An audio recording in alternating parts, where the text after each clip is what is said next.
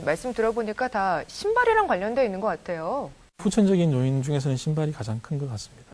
앞서서 무지외반증을 말씀을 해주시면서 각도가 심한 정도라고 얘기를 해주셨는데 그럼 각도가 어느 정도 돼야 이 무지외반증이라고 진단을 내리게 되나요? 일단은 이제 같은 무지외반증이 있다고 하더라도 그 앉아 있을 때 하고 일어서서 체중을 실었을 때 하고는 각도가 좀 차이가 납니다. 그래서 만약에 병원에 오셔서 무지외반증을 진단하신다 그러면은 보통 엑스레이 촬영을 하게 되는데 엑스레이를 이제 누워서 찍는 것이 아니라 이제 일어서서 체중을 실은 상태에서 촬영을 하게 됩니다. 네.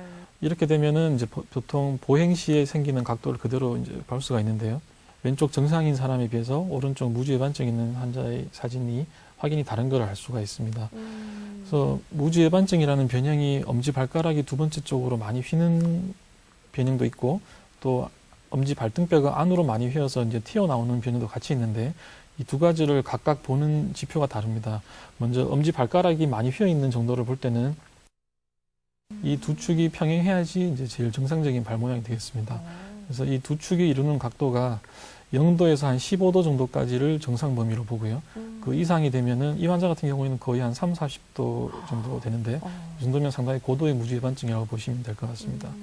그리고 이제 튀어나온 정도가 어느 정도 많이 되느냐 이거를 볼 때는 그 두 번째 발등뼈가 이루는 축을 기준으로 삼습니다. 이 축하고 엄지 발등뼈가 이루는 축을 비교를 했을 때 이것도 평행하게 가면 제일 좋은 건데 보통 8도 정도까지를 정상 범위로 보기 때문에 8도가 넘어가면은 이제 무지외반증으로 진단이 되시는 겁니다. 그러면 그냥 방치를 하게 되면 계속 진행될 수도 있는 건가요? 그 진행은 아직 좀 이견이 많습니다. 그래서 선천적인, 이제 후천적인 원인을 배제를 했을 때, 즉 신발을 무지외반증을 잘 일으키는 신발들을 신지 않는다는 전제하에서 선천적인 원인만으로 이야기했을 때는 무지외반증이 발생은 하지만 그 정도가 점점 진행은 하지 않는다고 보는 게 일반적인 견해인 것 같습니다. 네. 합병증에 대해서도 말씀을 드렸지만 여러 가지 문제가 생길 수 있기 때문에 또 치료가 시급할 것 같은데요. 이 치료 방법은 어떤 것들이 있나요? 예, 이것도 발 모양이 변형이라 보니까 이제 사진을 보시면 조금 더 이해가 쉬울 것 같습니다. 이 엄지와 두 번째 발가락 사이에 실리콘으로 된 재질로 된 이제 보조기가 있거든요. 그런 걸 끼워서 발가락 사이를 벌려주게 되면은 굳은 살이 좀 줄어드는 경우도 있고, 그렇지 않고 이 안쪽 부분이 튀어나와서 이 볼이 넓어져서 신발에 베겨서 생기는 증상이 주증상이라 그러면은 이거는 발가락의 어떤 변형이 아니라 이 발등뼈의 변형이기 때문에 보조기를 해서 어떻게 다시 볼을 줄여줄 수는 없습니다. 그래서 이런 경우라 그러면은 이 볼에 맞게 볼이 넓은 신발을 신는 것이 가장 중요하고 그렇게 했는데도 불구하고 통증이 지속된다 그러면은 수술적인 치료를 해서 볼을 줄여주는 것도 하나의 좋은 치료 방법이 되겠습니다.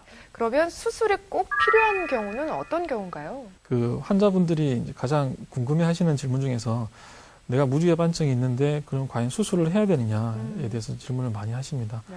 그래서 이제 수술적인 치료를 결정하는 데 있어서 가장 중요한 것은 뭐냐면은 환자분이 이 무지외반증으로 인해서 느끼는 증상입니다. 그래서 증상이 없으면은 각도는 심하지만 증상이 없다 그러면은 굳이 즉각적인 치료를 요하진 않고 반대로 그 휜 정도가 별로 안 심한데 나는 신발 신었을 때 굉장히 불편하다. 그래서 이런 보존적인 치료들을 했을 때도 불구하고 그 통증이 호전이 되지 않는다 그러면 일단 수술적인 치료를 고려할 수가 있습니다. 이 무지외반증이라는 게 엄지발가락이 휘는 것뿐만 아니라 또 발등뼈가 튀어나오면서 휜다고 하셨잖아요. 그럼 수술을 하게 되면 튀어나온 부분을 깎아주게 되는 건가요? 예, 그것도 상당히 많이 질문하시는 질문 중에 하나입니다. 그래서 우리가 슬라이드 사진을 잠깐 보시면은 이 발등뼈 중에서 약간 튀어나와 있는 이 부분을 이제 의학적으로는 건막류라고 이야기를 합니다. 근데 이 건막류를 이제 절제를 하는 것은 이제 무지외반증을 교정하는 수술 중에서 일부분으로 포함되는 내용은 맞습니다. 그렇지만 이 건막류만 절제를 하고 수술하고 나오면은 수술 전이나 수술 후에 발 모양은 별로 차이가 없습니다. 호전이 별로 안 되거든요. 그래서 실제로 수술하는 방법은 이 그림을 보시면은 결국 튀어나와서 이 발볼이 넓어진 이유가 결국은 엄지 발등뼈가 안으로 휘었기 때문에 생기는 거기 때문에 이 엄지 발등뼈를 자체를 손을 보지 않으면 안 됩니다. 그래서 절골을 하게 되는데요. 그래서 엄지 발등뼈의 윗부분을 절골을 할 수도 있고요.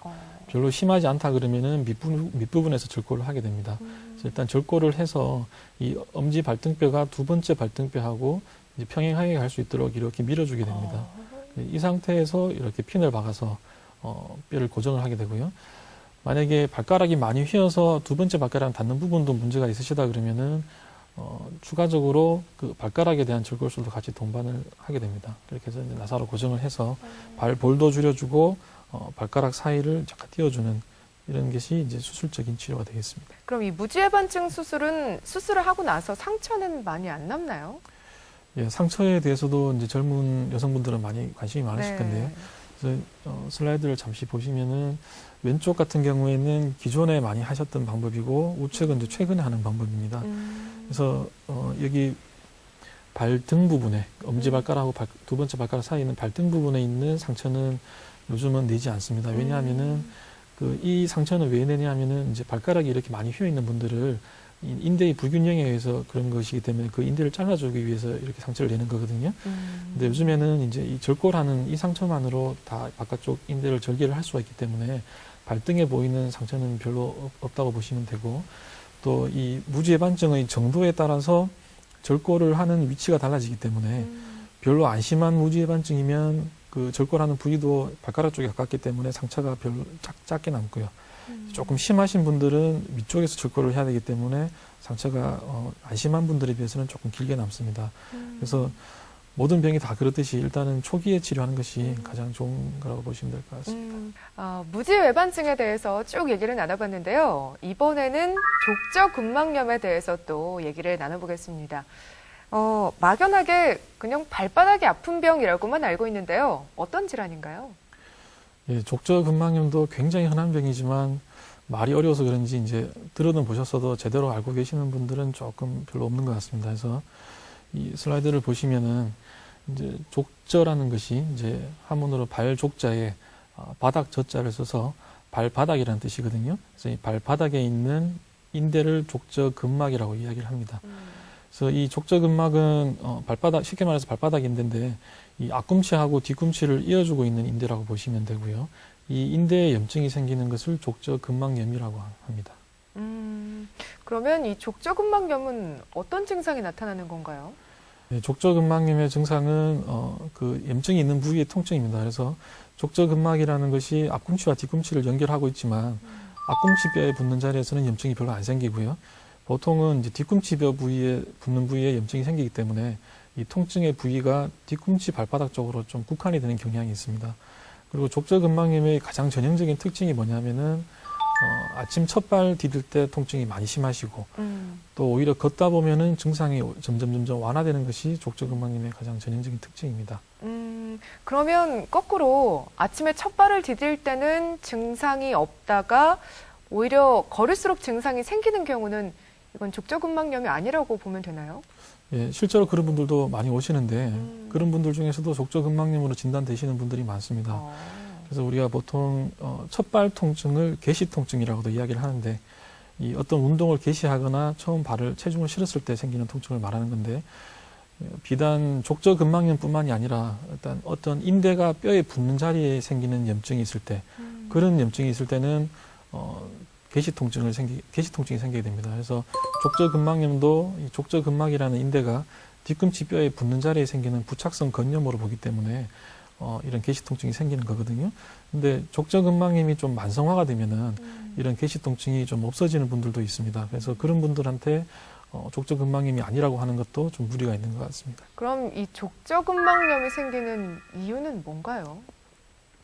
족저근막염이 생기는 원인은 굉장히 다양합니다. 그래서 무지외반증하고 비슷하게 선천적인 요인하고 이제 후천적인 요인을 나눠서 이제 생각을 해보실 수가 있는데 선천적인 요인 중에서는 평발도 있고 그 평발에 반대되는 요족도 있고 그리고 아킬레스건이 짧아지는 병도 있습니다. 그래서 평발이라는 거는 아까 말씀드린 것처럼 발바닥이 평평해지는 병이거든요. 근데 발바닥이 평평해지는 평발을 우리가 보통 예를 들 때 어떻게 예를 드냐 하면은 자동차 바퀴에 예를 듭니다. 네. 그래서 자동차 바퀴가 둥글게 생겨야지 이제 좋은 건데 만약에 평발이 있어서 바퀴가 네모나게 된다 이렇게 생각을 하시면은 쉽게 이해하실 수가 있는데 평발이 있으신 분들은 발바닥 바퀴가 네모나게 된다고 생각하시면은 빨리 달릴 수도 없고요. 엔진에 무리가 가게 되는 거거든요. 그래서 이 발바닥 자체에 있는 족저근막에 무리를 줄 수밖에 없습니다. 그래서 평발이 있는 분들이 잘 생기고요. 그리고 반대로 요족이 있으면은 정상적인 아치보다 더 높아지기 때문에 이런 경우에는 평발하고 반대되는 개념이지만 이 발바닥 인대가 짧아져 있습니다. 그래서 짧아져 있어도 고무줄이 팽팽해지는 효과가 되기 때문에 염증이 잘 생긴다고 보시면 되고, 무주외반증은 이제 휜 정도, 각도를 본다고 하셨는데 이 족저근막염은 진단을 어떻게 하게 되나요? 예, 이 슬라이드 사진을 잠깐 보시면은 이제 경험이 많은 이제 족부 전공하시는 선생님들이 주위에 계시면은 찾아가셔서 이 정확한 납통의 위치, 이제 눌렀을 때 아픈 위치가 이 족저근막이라는 인대가 뒤꿈치 뼈에 붙는 자리가 맞는지를 확인하는 것이 일단 제일 첫 번째 진단 조건이 되겠고요. 그래서 이제 병원에 오시면은 이제 몇 가지 검사를 하실 수가 있습니다. 이제 먼저 엑스레이 촬영을 하실 수가 있는데, 족저근막염이 오래되신 분들은 이 엑스레이를 찍어보면은 이렇게 그림에서 보시는 것처럼 이 뒤꿈치 뼈에 이렇게 가시가 나듯이 뿔이 나게 됩니다. 그래서 이런 뼈의 변형은 이건 단기간에 이루어지는 변형이 아니기 때문에 이런 것들이 엑스레이 상에서 보인다 그러면은 족저근막염이 상당히 만성기를 거쳤다, 지금 생긴 지가 오래됐다는 것을 뜻하는 거지. 그렇지만 이게 보인다고 해서 치료를 이제 이 뼈가 자란 것을 치료해 줄 필요는 없습니다. 그래서 어떤 분들은 이제 워낙 잘 안 나와가지고 이 뼈를 제거를 해야지 낫는 게 아니냐 이렇게 이제 질문하시는 분들도 있는데, 네. 이걸 이제 골극이라고 하는데, 이런 골극이 보이면은 병이 만성화됐다는 걸 의미하는 거지 치료하고는 관계없다고 보시면 됩니다. 그래서 뭐 수술을 해서 이 뼈를 잘라준다든지 뭐 주사를 맞아서 이 골극을 녹이자든지 이런 것들은 이제 잘못된 오해라고 보시면 되고, 그리고 이제 실제로 엑스레이 상에서는 그 족저근막이라는 인대를 볼 수가 없기 때문에 이제 초음파를 시행을 하게 되는데, 초음파를 하면은 여기 이제 화살표가 있는 부분이 실제로 족저근막이라는 발바닥 인대가 됩니다. 이 부분이 이제 뒤꿈치 뼈에 붙는 자리에서 굉장히 두꺼워져 있고요. 이제 정상적으로는 이제 4mm 정도를 정상 두께로 보는데, 족저근막염이 심하신 분들은 뭐 7mm, 8mm 이렇게 많이 증가돼 있거든요. 그런데 염증이 있으니까 물이 차 있는 소견도 보이고요. 그런 것들을 보고 이제 족저근막염을 진단하게 됩니다. 이렇게 족저근막염이다라고 진단이 되면 치료를 해야 될 텐데 치료는 어떻게 하게 되나요? 예, 족저근막염의 치료는 굉장히 많습니다. 방법이. 그중에서 가장 중요한 것이 족저근막을 늘려주는 스트레칭이 제일 중요합니다. 그래서 그 외에도 발바닥 뒤꿈치에 체중이 들어가게 해주는 보조기나 깔창 같은 것들이 있고요. 그리고 뭐 야간에만 하는 기부스 같은 것도 있고, 또 심한 경우에는 이제 수술적인 치료를 하기도 합니다. 스트레칭만으로도 상태가 좋아질 수 있나요? 예, 이제 제가 환자분들한테 어떻게 말씀을 드리냐면은 족저근막염이 있으신 분들은 스트레칭을 열심히 하시면은 거의 90% 이상에서 완치가 된다고 말씀을 드립니다. 근데 반대로 족저근막염이 있는 분들이 이 스트레칭을 하지 않고 그냥 다른 치료들만 하신다 그러면 절대로 낫지 않는다고 말씀을 많이 드립니다. 그만큼 이 스트레칭이 굉장히 중요한 치료이기 때문에 제가 그림을 보면서 다시 한번 그 스트레칭 하는 방법을 말씀을 드리겠습니다. 네, 잘 익혀두면 좋을 것 같아요. 그래서 일단 이렇게 왼쪽 그림하고 오른쪽 그림처럼 앉아 있는 상태에서 아픈 발을 이제 반대편 무릎 위에다 이렇게 올리시고요. 이제 손으로 발가락을 잡으신 다음에 이 발등 부분이 촉대뼈가 있는 부분하고 가까워지도록 이렇게 발목을 꺾어주게 됩니다. 많이 꺾으면 많이 꺾을수록 이 발바닥에 있는 족저근막이 많이 늘어나게 돼서 스트레칭이 많이 되는 효과가 있는데요. 이런 동작을 10초 정도 스트레칭을 하시고 놓으시고 한 번, 또 10초 정도 당겼다가 놓으시고 두 번, 이런 식으로 한 30번 정도를 반복을 하시고, 이 스트레칭을 하는 시기가 아주 중요합니다. 그래서 뭐 아무